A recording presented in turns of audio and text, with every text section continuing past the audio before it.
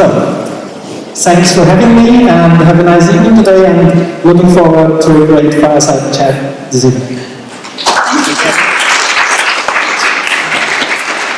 So on that note, I think the topic of today is right on spot with what Gerhard mentioned, technology. And one of the sectors that we're going to look into today is HR and HR digitalization.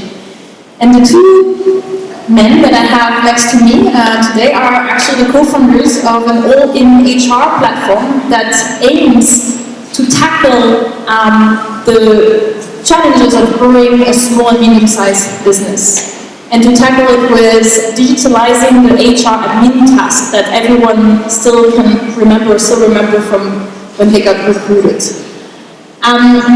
I think the great story behind, and we spent some time over lunch to discuss their journey, was how the ideation came, also during a very difficult time with the financial crisis, getting loan investors. It's a company that was until now completely bootstrapped. And so let's go right into the subject. I'm super happy to have you here, Sacha and Reza, for explaining what has been your journey in building up kiwiHR. So round of applause. And I would like also to make this as interactive as possible. I mean, we are a small group today, so if you want to ask questions, we have a box or a cube, which Ulrike has, exactly. So make it also entertaining. So don't hesitate if you have any questions during the fireside chat. So, Sacha, let's start from the beginning. You're entrepreneurs. It's been now a long journey for somehow 15, 13 years? 11. How did it all start? Did you actually, when you were studying, when you were still maybe at school with your parents, like, did you want to be an entrepreneur in the first place? So I will actually, I don't know. Can you hear me? It's okay. So shortly, I grew up in Munich. Went to French school. So nothing particular about your question, Sabine. Actually, I think that I always had this motivation to become an entrepreneur, to run a business. So if that was your question, I would just go through a few maybe stories about me growing up and having this. That was your question, right? I mean, I just want to know how you were exposed to entrepreneurship at the beginning, and if that drove your passion for it, or is this how you wanted to kind of jump into entrepreneurship? So, in my case, I did not have it on the plan, right? I wanted always to have an own business, but I wanted to start working first, to gain experience, and to find the right idea. You know, I didn't want to dive right into an idea I didn't know anything about. I would say, rather career-driven. I wanted to work for a company and make a career, and What was your background in terms of studies, if I may ask? Business, tech? Actually, I studied mechatronics engineering at the university in Ulm, so I wanted to become an engineer, which I accomplished actually, and started working right after for a bigger industrial company. And I discovered I was always interested in business and economics, so therefore I did an MBA focused on sales and marketing to round up my skills on the business side. And on your side? I think it's pretty similar. I went to France to have a master in information systems, so it combined kind of business and IT, which was always a big motivation for me. So the background is quite similar. Okay, yes. so have a comprehensive set of skills. Nevertheless, you said entrepreneurship was something that you were aiming at in the long term, but you started in the corporate world. Yeah, more or less. I mean, I had a few tries, let's say, a few experiences. So the first was maybe even at school when I was, 14 maybe, and I was like buying, selling watches. At that time there were some swatches, some rare models where if you found them, if you got the information where you could get them, you could sell them quite easily. Did you get some money out of this? It was good pocket money at the time. Okay. It was still in Deutschmark, but at the time was good. And even after school, I tried. I had my first real, let's say, business where I tried to run it, which was at the time like father of a friend of mine. Was living in Budapest, and there was a lot of construction work at that time, a lot of renovation and stuff. So a lot of salvage materials. And actually, we tried to sell this material, wooden beams and lots of whatever you get from houses. Actually, we tried to sell them to Western Europe. And yeah, so that was my first real experience. And yeah, so there were a few things that did not work out as expected. And maybe that will be the part for the advices at the end to the entrepreneurs. But yeah, so maybe I had earlier experiences about that, but I think that Reza was also quite right about trying to get a first corporate experience. So that was intentional, to get after the studies kind of a first-hand corporate experience, to get a little bit of industry expertise or functional skills, or maybe to get a network? Actually, all of them. Yeah. So I was looking for, I wanted to learn as much as possible on the corporate side. So I decided to do, actually at that time, lots of industry companies offered kind of traineeships, training programs, where you could go through different departments in the first 2 years. And I saw that opportunity to learn about the company structure, how the company really works. So again, trying to round up your skills into 360. To prepare everything for 2008. Okay, so what happened in 2008? We realized soon that we are kind of on the same page, so we shared the same motivation, and we're both willing to go the extra mile to achieve our goals, to grow at that time our business unit, to acquire more customers, to gain more projects, to hire more consultants, to cover the customer's needs. And were you in the same project? Were you actually working together? Is that your plan? We've been working in the same team, so every one of us had his own customers, and every customer had its own projects. Right? So both of us had an own team, consisting of a few consultants and customers, but we've been in the same business unit, so one business unit. Mm-hmm. And we've been also discussing a lot about how we could improve our processes. But one of the most difficulties at that time was that we needed to gather all the information from different sources, right? So we needed to manage our customers, so we needed to work with a CRM tool. We needed, on the other hand, to manage our consultants, so we needed to go back to another tool. And the project, again, another tool. And at some point, we thought about what if there would be a tool which would combine all the useful functionalities from different sources into one. And we saw also... And this was a tool to manage people?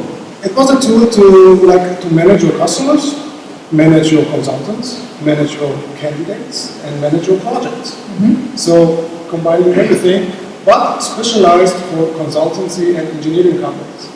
And we saw also the same situation at competitive companies at the time.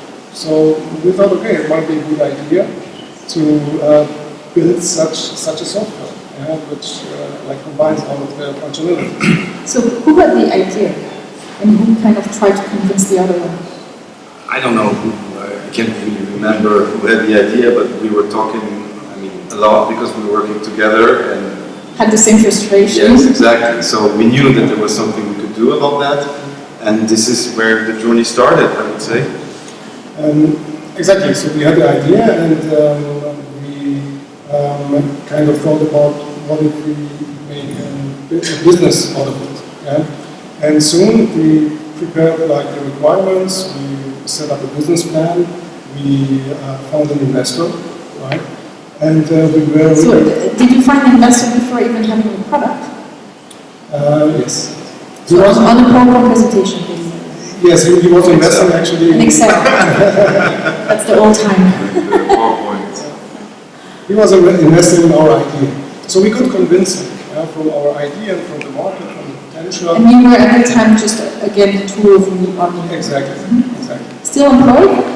So you were running this as a side activity? At the end of the employment. Okay. So we decided at the point when we set up all the activities, business plan, finding investor and so on, we decided to leave the company. So we already at that time left the company with our jobs. And this is how the journey began. But what we didn't have on the plan was the global financial crisis. So we in 2008? 2008, yeah. So I can remember it was actually, we were ready, everything was set up, and we had a meeting on Monday to sign a contract for an office. And on Sunday we got a call from the investor telling us, listen guys, due to the financial crisis, he would just take back his arrangements. So he bailed. Exactly. So there we were, we were kind of shocked. Yeah, no job, no income, only an idea, no investor at the time. But if you are at that point that you decide to do it, there was nothing else we could. There was a lot of question going back and finding another job and start a company career again. So we decided to jump in, to go all in. Did you have anything to lose? Did you have anything to lose? Of course. And it was actually the worst case scenario which could happen, and it happened before it even started, right? And we had a lot to lose. At the time, we both had families. I had a family, one kid. The second one was on its way, right? And you have like a rent to pay. You have expenses. You have you need food. You need to eat something, right?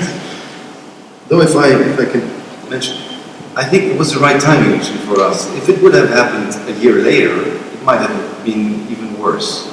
Because, for instance, all the structural costs and everything, if you know that you don't have the money, you will not spend it, right? If you start having a lot of costs and then all of a sudden something like this happens, I think it's even worse. So it was still the right time to at least adapt. So, and this is the reason why I asked, did you have anything to lose? At the time, you didn't have anyone on your payroll. It was just you. Yes, of course, you had the family, which I understand is a challenge when you're going as an entrepreneur. But you were the two of you, and it was just purely your responsibility, your choice to get into that journey.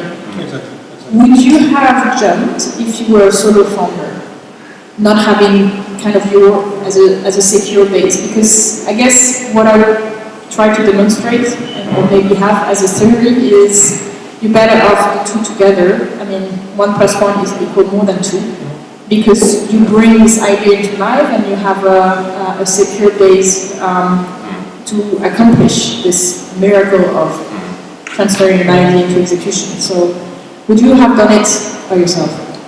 I think it's a very good question, and actually I've never thought about that, but you have a few surprise questions in the yes, sometimes. Great. So, no, basically I think the chances would be higher that I wouldn't have started it, because of course we were talking for months about it, and it was really no option to just leave everything on the side and go back to a simple job or something like this. So I think you're right. If the fact that we were two gave us maybe more motivation or more willingness to persevere.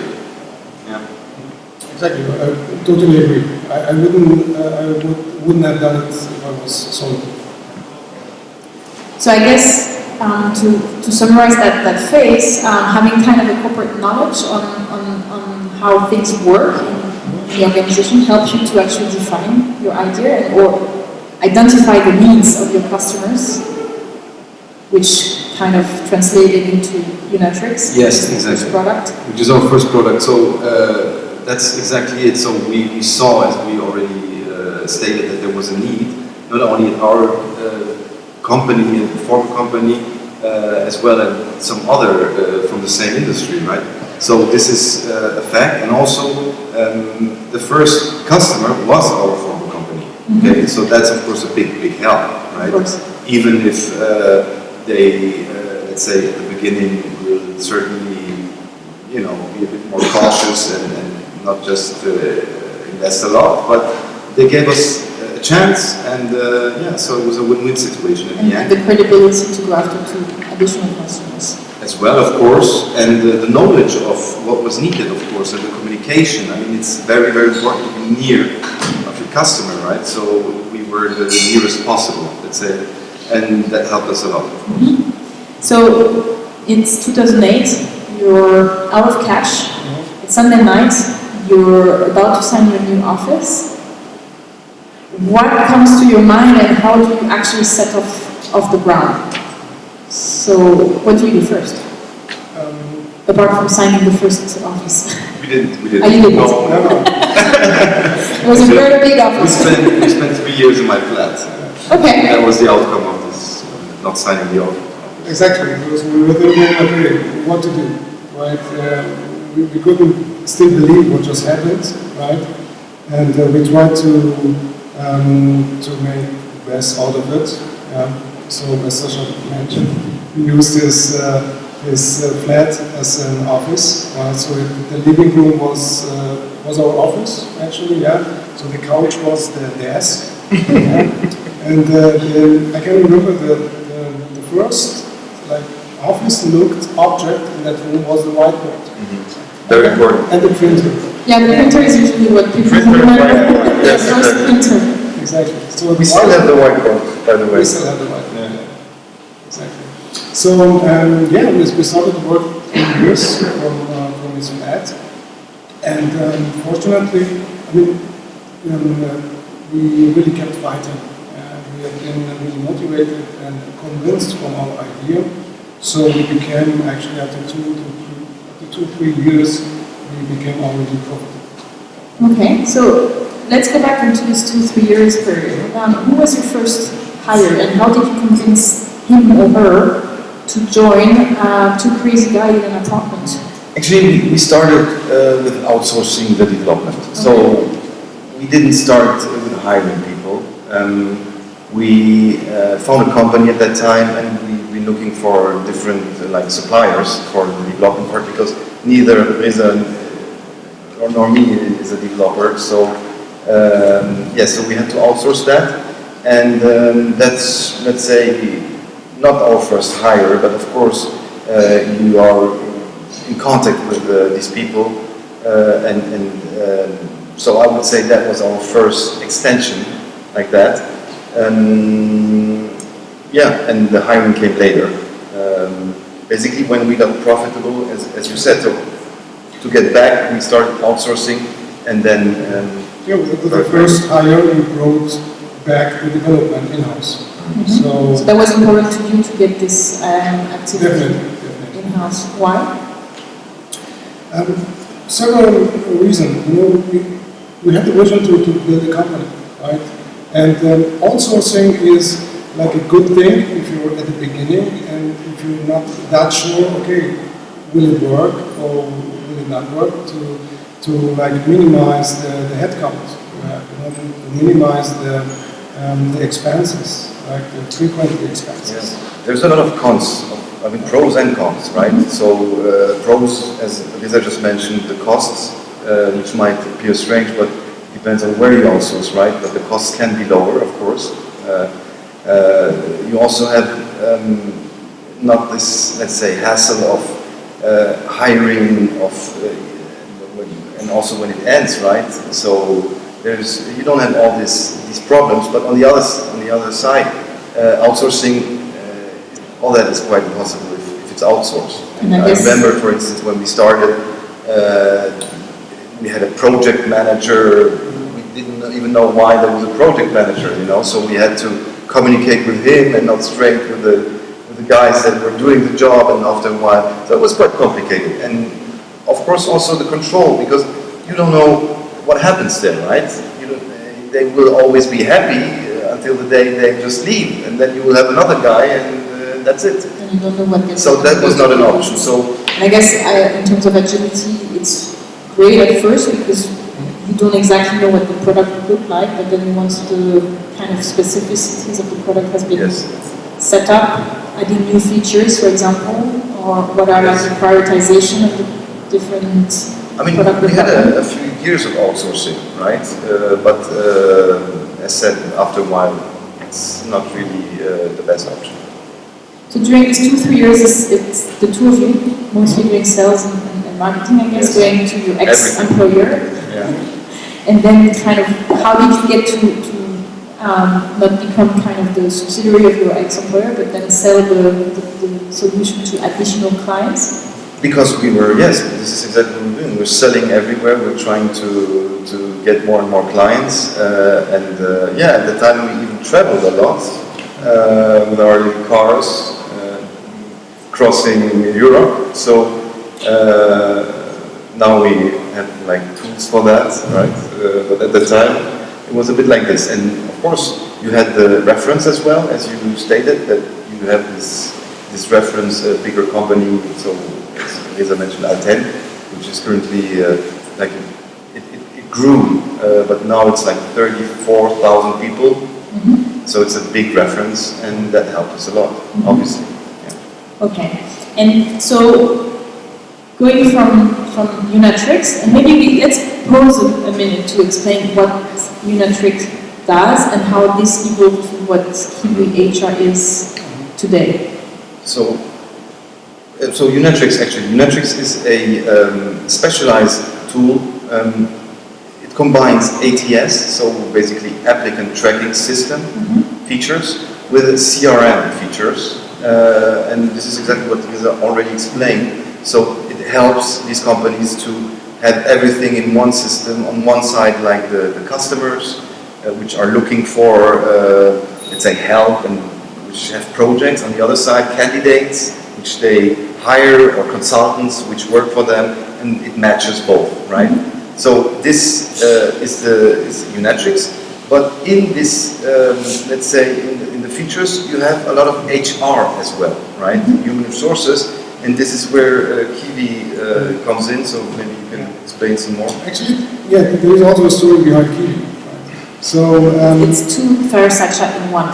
Right.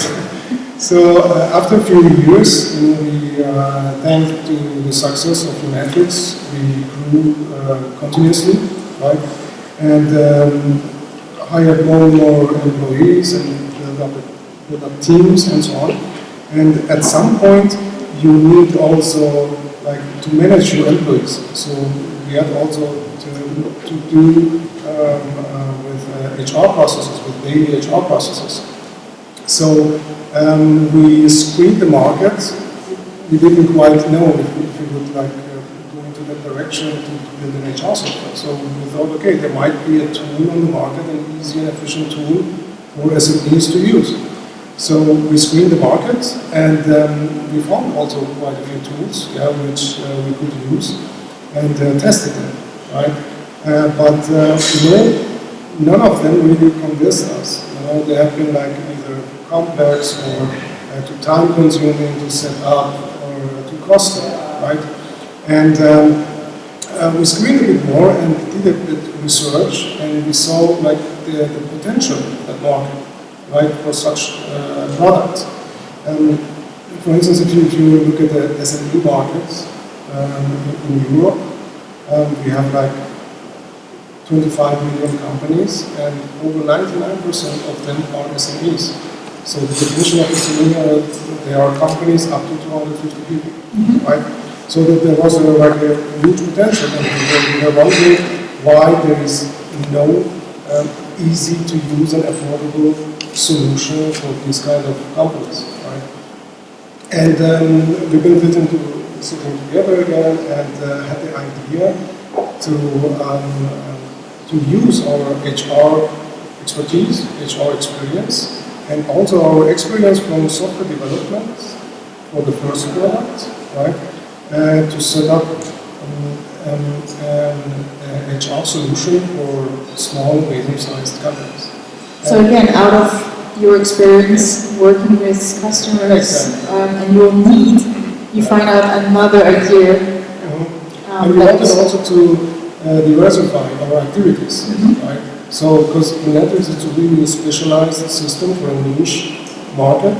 So the idea behind kiwiHR was just to offer a software which every company from every branch can use. And at that point you had a little bit more cash to actually develop the product. Exactly. So at that point we had an investor, it was Netflix. For ourselves, yeah. Exactly. So subsidizing a little bit the second product with the first product.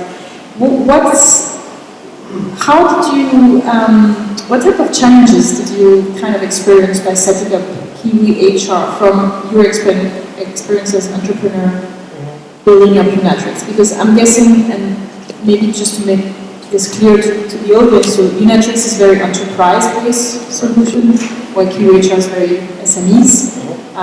kiwiHR is also more a SaaS business, software as a service, versus Unitrix is more maybe contract.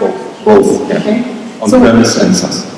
What were the challenges that you faced when building this company that you didn't experience at all during the first phase with Unitrix?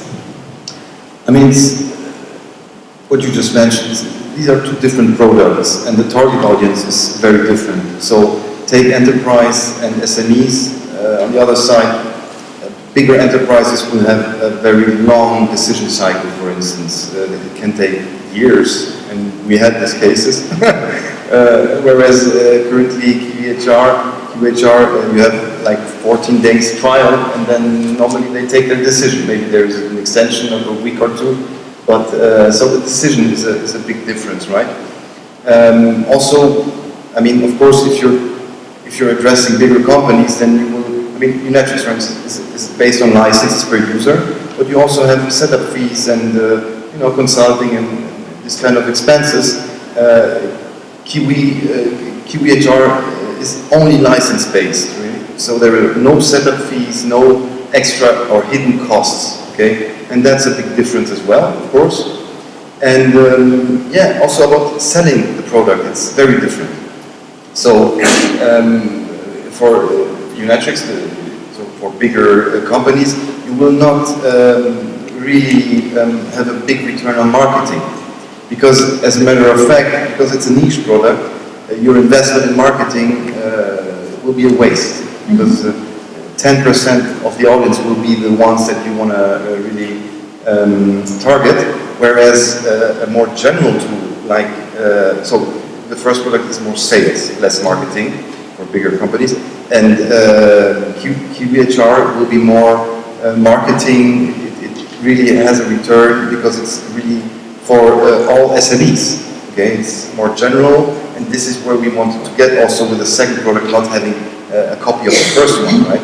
So there are big differences actually between these two. Would you compare this between the difference that you have B2B solution versus B2C? Because at the end, SMEs, I mean, you're targeting what? Notaries, creative agencies? Yeah. What's your sweet spot? 20 plus employees? 20 to 50. I would say. For now, yes. For now, we are aiming like companies up to 50, right? But of course, we have a product roadmap, so there are functionalities and in the pipeline and modules. So to also attract the bigger companies like from 50 to 100, 100 to 250. So the long vision is actually to become the easiest and most affordable HR software for small and medium-sized companies in Europe. Yeah. So we need to do it, but step by step. First of all, assets. And what type of modules do you cover for HR management? With HR, you can like manage your employees, employee records, every information about your employees. In German, we call it like the digital file of an an employee, and you can manage the time off of the employees, absence management, every kind of time off, either vacation planning or sickness, sick leave, or home office, every kind of types. You have a time tracking module, right? So you can track the times of the employees. You can set up like different work schedules, and there's a module checklist where you can onboard new employees, and also use the checklist for different kind of processes, like also offboarding employees, right? And you have a company module where you can store all the important documents from your company into one secure place. And of course, different functionalities and extended functionalities. Mm-hmm. And who is the target audience? Is it used by an admin person, an HR person, the CEO? Actually, we have different roles. Everyone has access to the tool, right? So in smaller companies, let's say about 20, 30 people, most of cases the company owner is the HR admin at the same time, takes care of HR processes, so he's just managing that. Bigger companies like up to 50, they probably have an HR department, so there is a real HR admin behind it, right? And these are the roles actually. So these are the people that you touch point at the company when exactly. For now, I was an HR. And the benefits that they kind of get back to you, what is that time saving? Is that better overview of the data of the employee? We didn't have like HR processes, we didn't have a tool to manage the people. So we had to like print a paper sheet, then to write in like you want to take time off 2 days from 2. Exactly. But in most companies, which are not using a tool, which are using, for instance, Excel sheets or paper sheets, the employee needs to fill out the formula, bring it to his manager, he needs to sign it, then it goes to the HR manager, and at the end, the HR manager needs also to type it into an Excel sheet. And all this process, you can cover with kiwiHR. Like it's just in a few seconds, you can access kiwiHR from every device, so it's responsive design. So if the employee needs vacation or wants to do a home office or is sick, just get a smartphone, say, okay, I'm sick, from tool, the manager gets right away notification and he can approve or decline.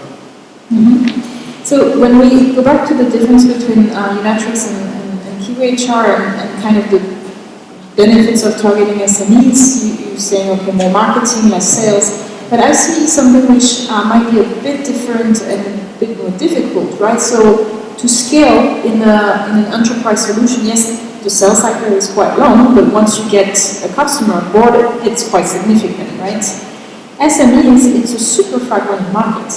So how do you plan to kind of reach certain size or kind of scale within that market?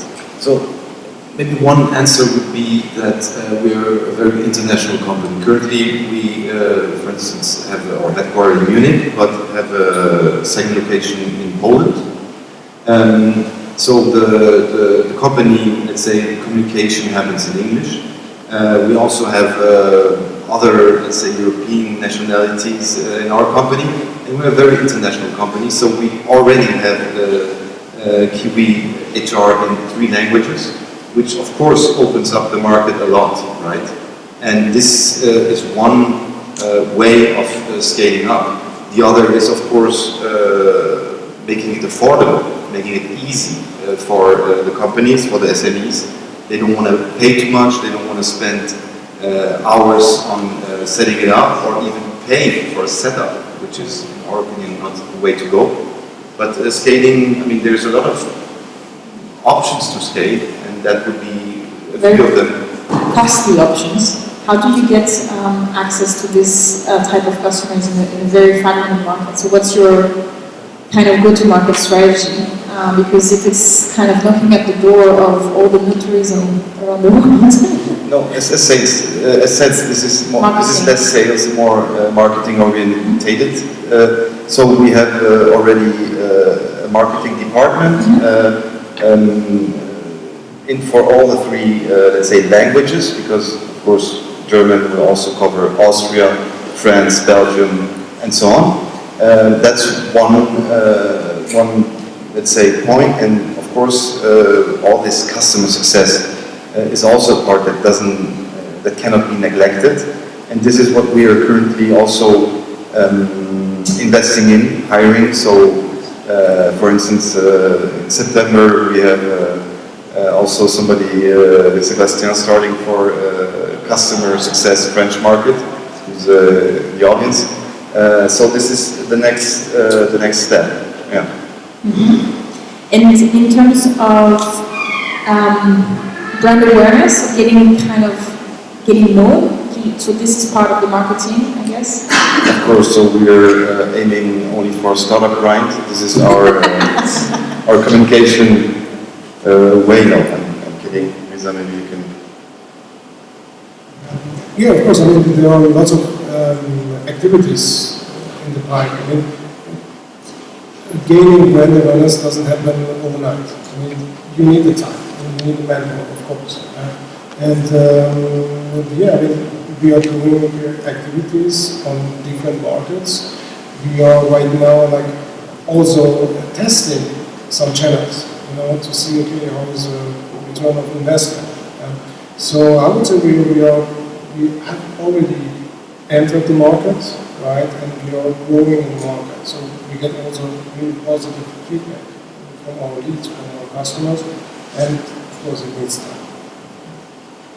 And I guess speed is also of the essence, so my next question might be a bit disruptive, but so in terms of brand awareness, when we talk, and especially coming from Munich, when we talk about HR management software, we talk about personnel.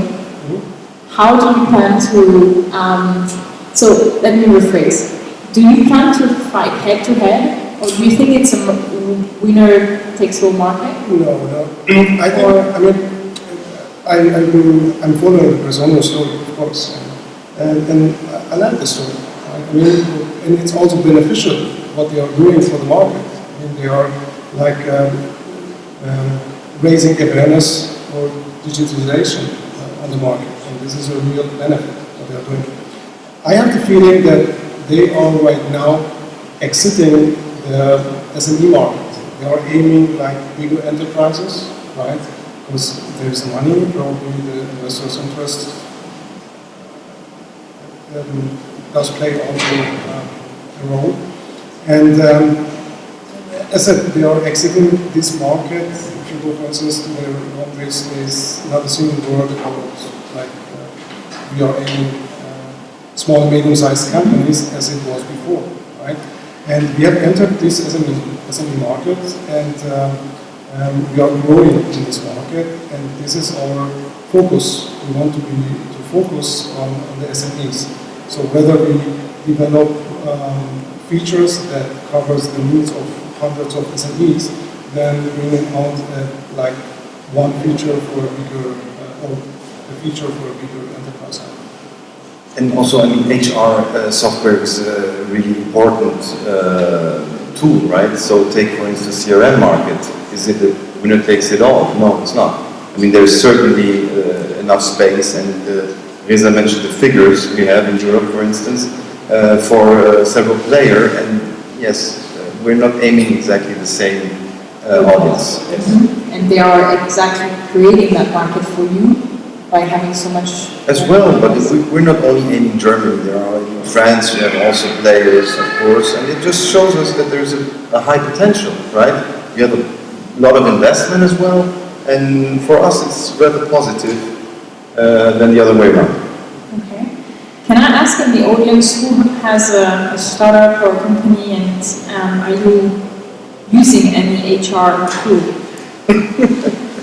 Or just to have a kind of a look. So no, yes?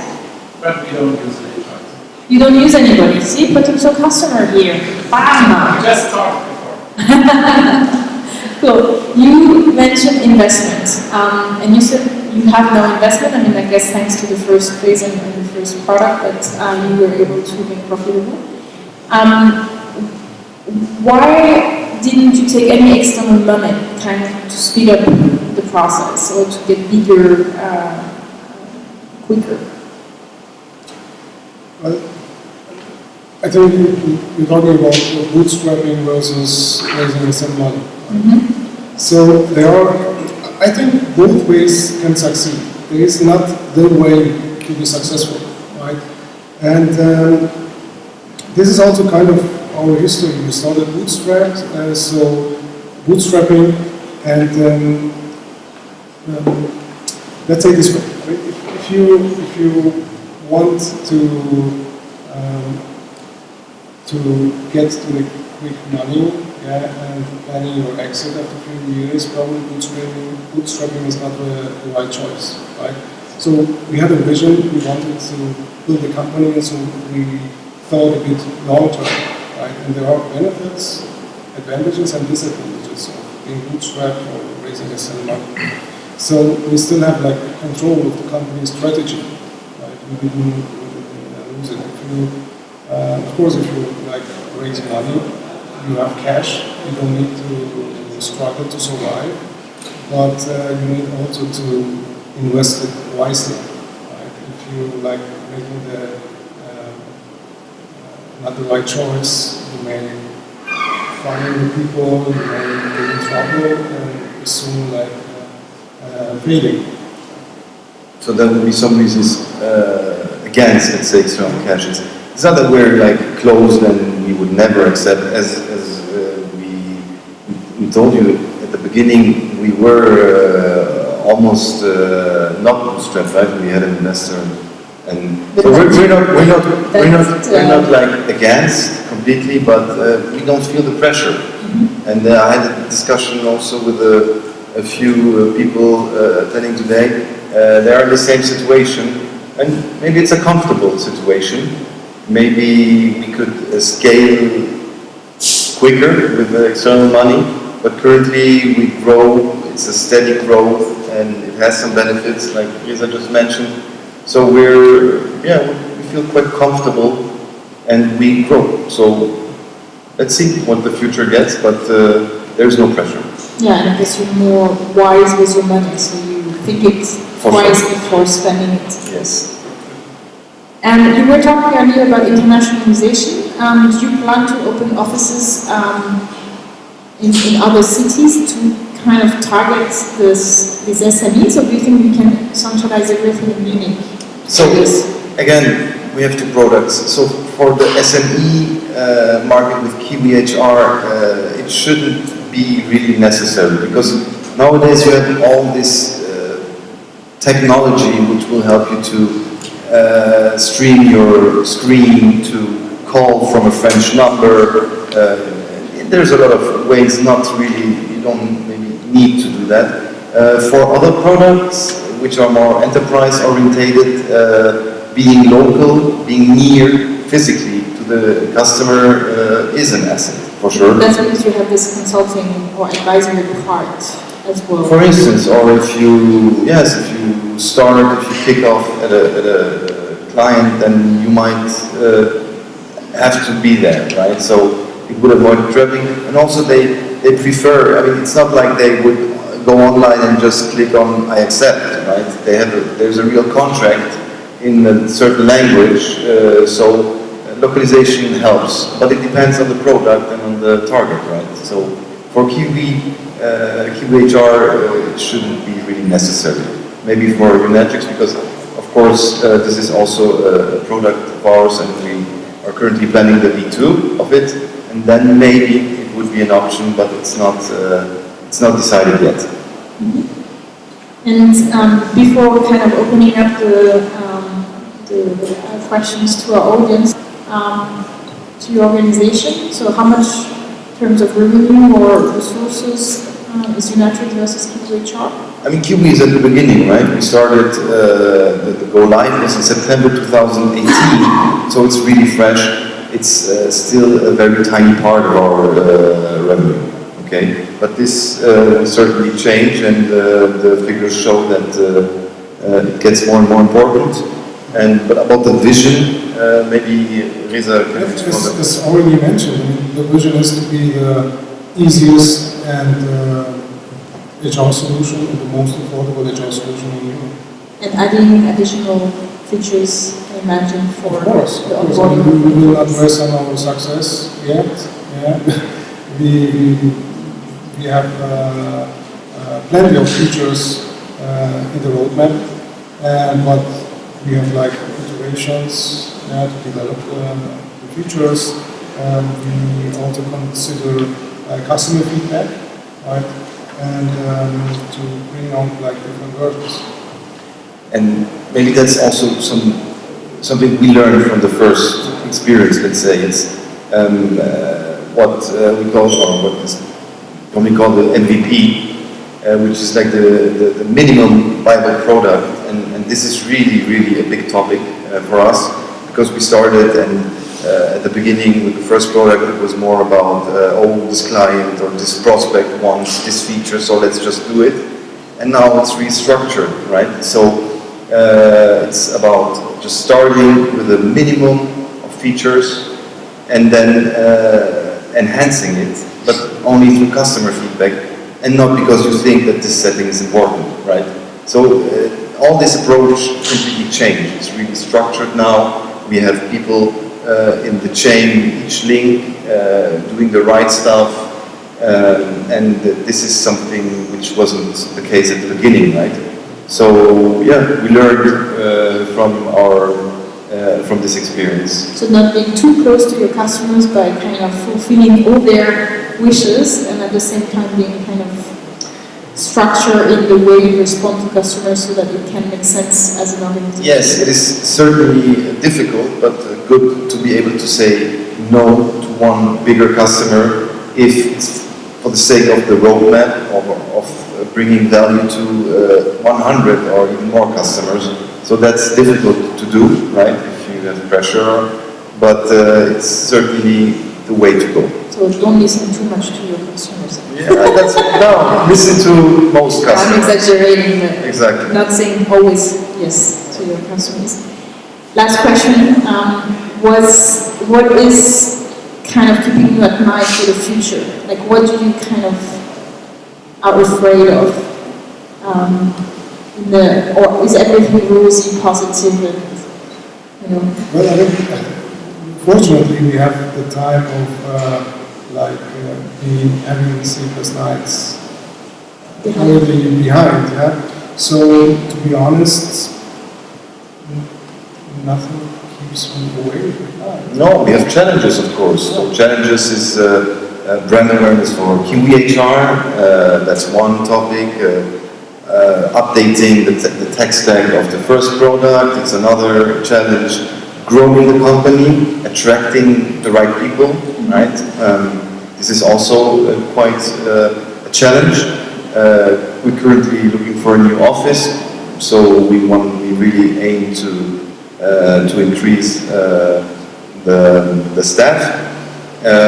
So there's a lot of challenges, but it's quite positive. I mean, it's not at all like it was at the beginning. So nightmares are behind us, I would say. Getting an investor?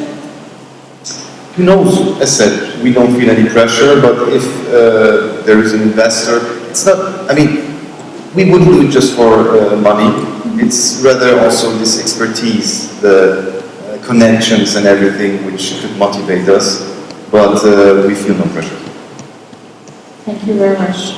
Let me open the floor for some more questions. Ulrike will throw you the cube in the face. Any questions for our founders? Yeah, I expected that this will happen, but it works also this way. Okay. Thanks for the insights. If I understood it correctly, you have two products that at the end target different groups of companies. And how do you two manage to have both products with different acquisition channels, so the enterprise part and also the SME part? So because it's totally different, as you just mentioned. and how is your team within the company split? So is it at the end one team that cares about both? Because I assume that it's totally different. And how do you manage it, and how did your employees felt when they heard your new vision and your new product roadmap for kiwiHR? So that's a very good question, because we tried at the beginning to have this very flexible approach of one sprint for that product, the other for the other. And actually we tried that for a few weeks, I think, and then quickly understood that it was not an option. So basically now the team is quite split. There is some parts, take the infrastructure for instance, the DevOps activity, which is shared, okay, but the main parts are really split. So everybody knows what to do and will not need to switch from one idea, one product to the other one from one day to the other. So it's rather split now. And what about the culture? Sorry, the culture. So how do you bring the culture to one company? The culture of, sorry, then I missed this question about the culture. So, no, at the end you had one team that at the end cared about the enterprise software. Mm-hmm. Now you have to split the team and they both have a different vision, let's say, or a different target group. So the question of how does this fit together? Is it still one team? Are they totally split? Or how does it work? Yeah, actually we hire, when we hire people, we already know for which product it is. So it's not like they would change the culture or I don't know if I got the question right. Okay, let me rephrase it because I'm actually interested and then jump on Philip's question. When you started with Uniatric, you had people working for that product. You then pivoted to kind of add a second product, which was kiwiHR. How did the employees of Uniatrix felt? Because your focus kind of switched. Now you're telling us 80-20 in favor of Uniatrix, the future might be different. How do you keep a cohesion into the team? I mean, it's not about like having two teams in the meaning of like they are sitting in two different rooms and doing their own stuff, right? I mean, we always do activities. I mean, they consult also each other, right? I mean, the kiwiHR team can learn a lot from the Uniatrix teams, you know? So that there's always an open communication, you know, between the two teams. Yeah, we are also doing company events. We are doing. We have a company goals actually. So we see each other as one big company, and not based on two different products. You know, we have two different products, but still we are one big team. This was the answer. Is that a satisfying answer, Philip? Yeah. Okay. Oh. They're even worse than me, yeah? Yes. Any other questions?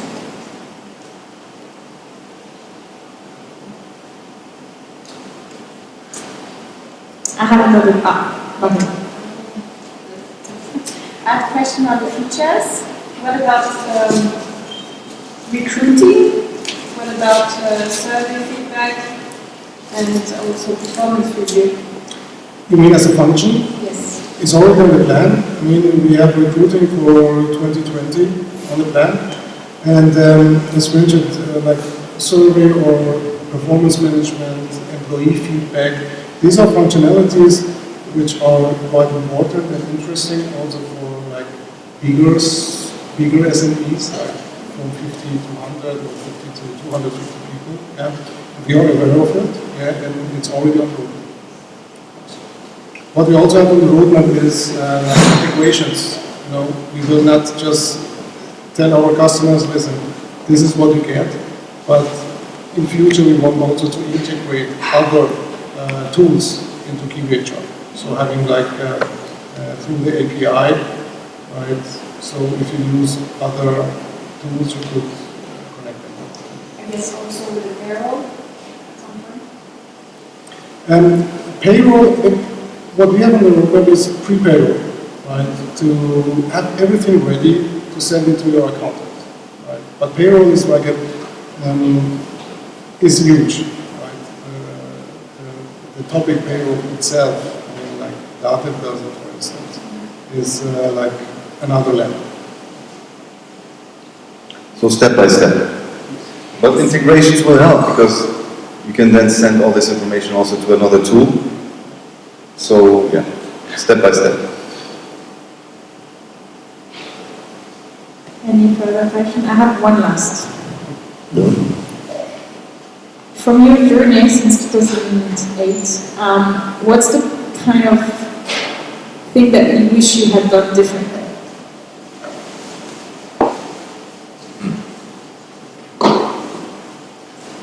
I mean, there's already one topic that I started explaining. It's this the way how to proceed when you do the developments, right?